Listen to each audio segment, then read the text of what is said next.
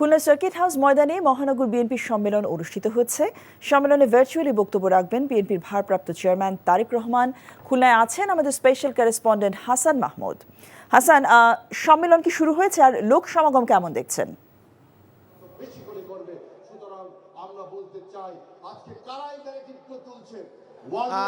খুলনা মহানগর বিএনপির কাউন্সিল আসলে শুরু হয়ে এখন চলছে।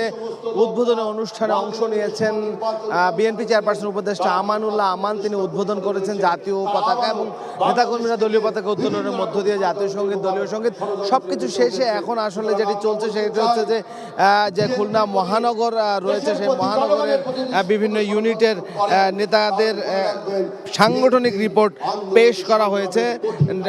সাংগঠনিক রিপোর্ট পেশের পরে এই মুহূর্তে আসলে অতিথিরা বক্তব্য দিচ্ছেন। আজিজুল বারী হেলাল বিএনপির কেন্দ্রীয় নেতা, তিনি বক্তব্য দিচ্ছেন। এরপরে হয়তো আমানুল্লাহ আমান বক্তব্য দেবেন। নীতা রায় চৌধুরী রয়েছেন।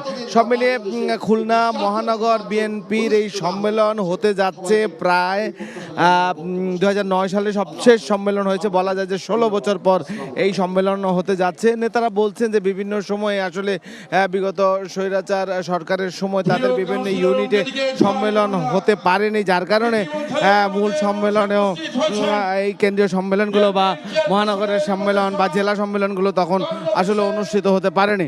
তো সব মিলিয়ে সম্মেলন চলছে। সম্মেলনে ডেলিগেটরা এবং ভোটাররা আছেন, এখানে উপস্থিত আছেন।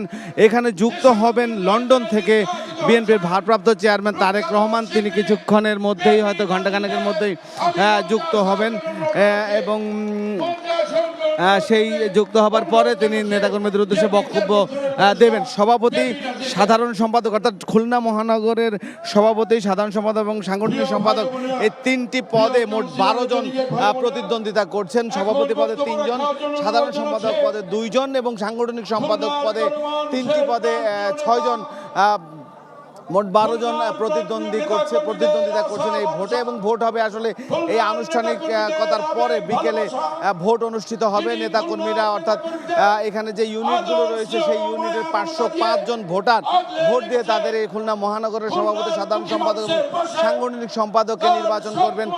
তো সেই ভোট অনুষ্ঠিত হবে মধ্যাহ্ন বিরতির পরে ভোট অনুষ্ঠিত হবে এবং ভোটে তারা অংশগ্রহণ করবেন। এখানে এখন সমাপনী বক্তব্য প্রায় শেষের দিকে। এরপরেই হয়তো কাছাকাছি সময়ে লন্ডন থেকে যুক্ত হবেন তারেক রহমান এবং তিনি এইখানে বক্তব্য দিবেন। তো আগেই বলেছি যে 16 বছর পর এই কাউন্সিল অনুষ্ঠিত হতে যাচ্ছে এবং হচ্ছে এবং বিকেলে ভোট অনুষ্ঠিত হবে। জেনিয়া, জানছিলাম খুলনা বিভাগের বিএনপির সম্মেলনের খবর।